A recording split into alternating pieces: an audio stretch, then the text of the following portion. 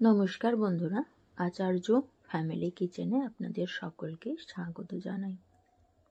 আজকে আমি সাবুদানার পায়েস করে দেখাবো। এটি উপোসের দিনে বড়রা এইভাবে করে খেয়ে দেখুন, খুবই টেস্টি হবে এবং বাচ্চাদের জন্য করে দিতে পারেন। খুবই টেস্টি একটি রেসিপি বাচ্চাদের ক্ষেত্রেও। এই সাবুদানার পায়েস কিভাবে বানানো হয় এবার আমরা একটু উপকরণগুলো দেখে নেব। প্রথমে 100 গ্রাম সাবু আমি 2 ঘন্টা জলে ভিজিয়ে রেখেছিলাম। দেখুন সবগুলো খুব ভালো মতো মিশে গেছে, হাতে ম্যাশ করা যাচ্ছে।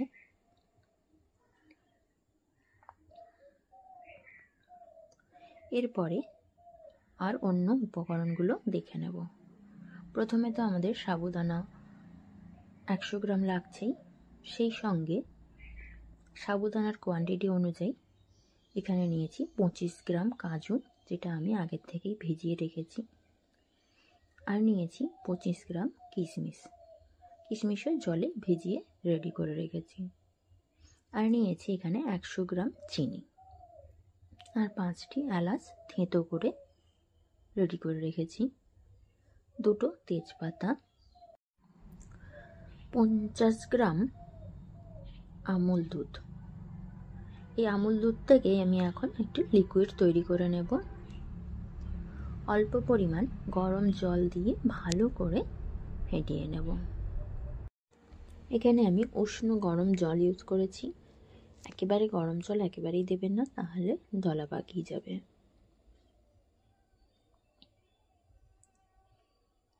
এইভাবে অ্যান্টি ক্লকওয়াইজ বা ক্লকওয়াইজ ফাটাতে থাকলে দুধটা একেবারে মেল্ট করে যাবে। দেখুন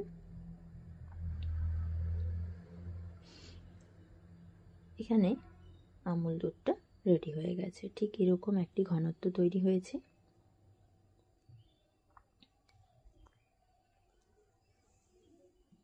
আর নিয়ে নিয়েছি এখানে 500 গ্রাম গরুর দুধ, যেটি আমি আগের থেকেই জাল দিয়ে রেখেছিলাম।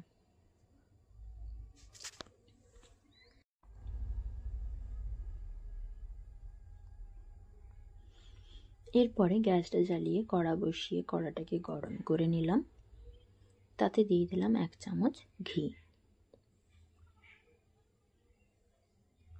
ঘিটা মেল্ট হওয়ার জন্য সময় নিয়ে নেব।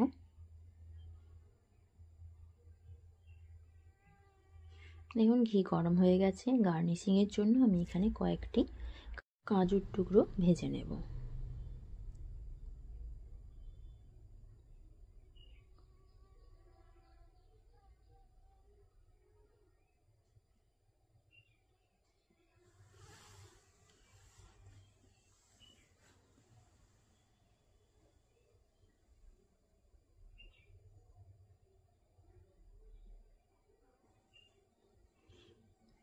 কাজুটা ভাজা হয়ে গেছে, এবার তুলে রেখে দেবো।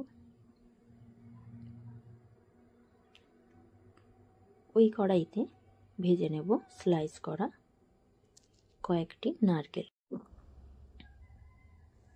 নারকেলটাও ভাজা হয়ে গেছে, এটিও আমি তুলে রেখে দেব। এরপরে একটি টিপস রয়েছে, যেটা হচ্ছে যদি আমরা কড়াইতে ফার্স্টে ঘি দিয়ে তারপরে সাবুদানাটা দিই, তাহলে কিন্তু তলায় চিপকে যাওয়ার সম্ভাবনা থাকে না। তাই ওই ঘির মধ্যেই দিয়ে দিলাম আগের থেকে ভিজিয়ে রাখা সাবুদানা, আর দিয়ে দিলাম 1 পিঞ্চ নুন। নুন দিলে টেস্টটা কিন্তু খুবই ভালো হয়।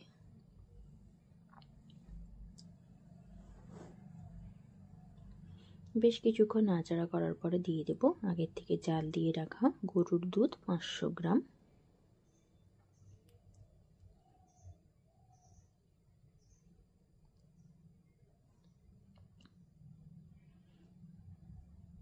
দিয়ে ভালোভাবে নাড়াচাড়া করে নেব।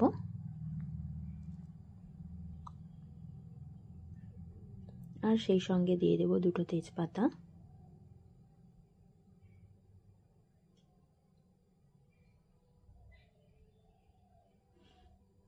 আগে থেকে ভিজিয়ে রাখা 25 গ্রাম কাজু ও কিশমিশ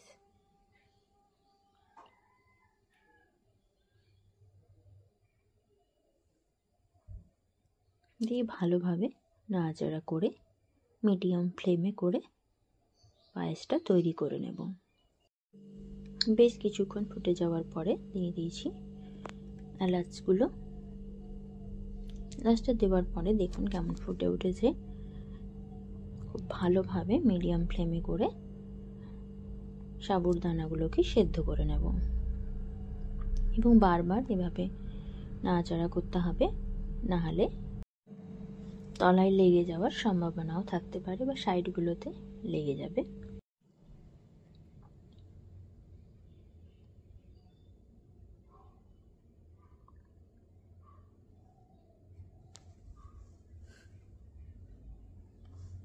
যতক্ষণ পর্যন্ত সাবুদানাটা খুব ভালো মতো সেদ্ধ না হয়ে যাচ্ছে ততক্ষণ পর্যন্ত এইভাবে নাড়াচাড়া করতে থাকবো।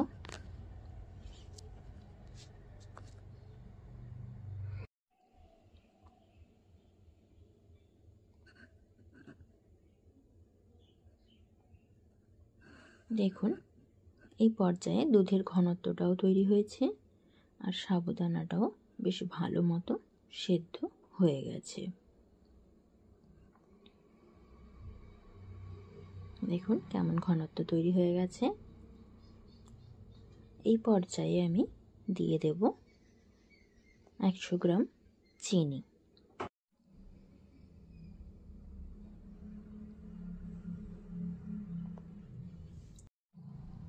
চিনিটা দিয়ে দেওয়ার পরে বেশ ভালোভাবে নাড়াচাড়া করে নেব।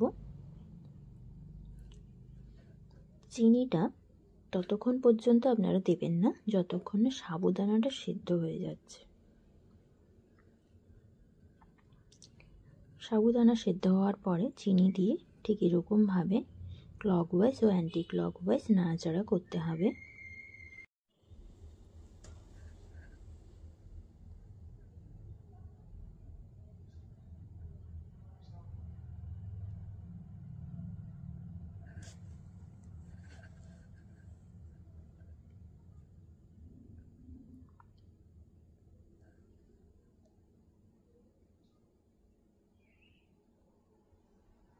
বেশ কিছুক্ষণ সময় নিয়ে এইভাবে ফুটিয়ে নিলাম।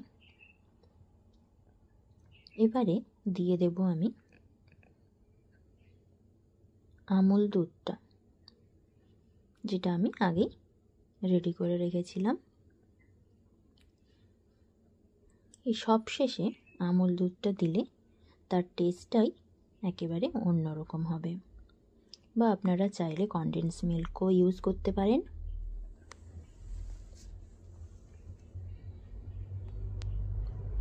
দিয়ে ভালোভাবে নাড়াচাড়া করে নেব।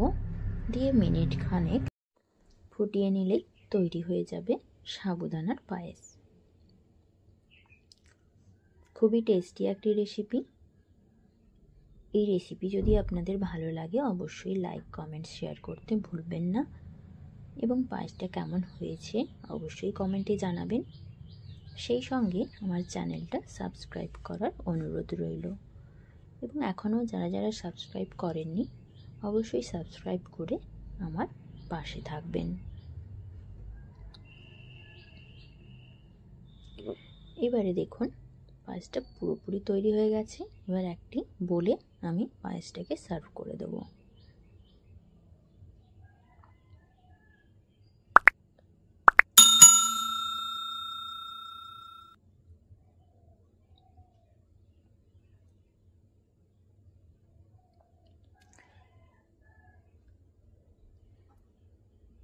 চালের পায়েস তো আপনারা অনেক খেয়েছেন, এইভাবে সাবুদানার পায়েস করে খেয়ে দেখুন। চালের পায়েসের থেকেও দ্বিগুণ টেস্ট।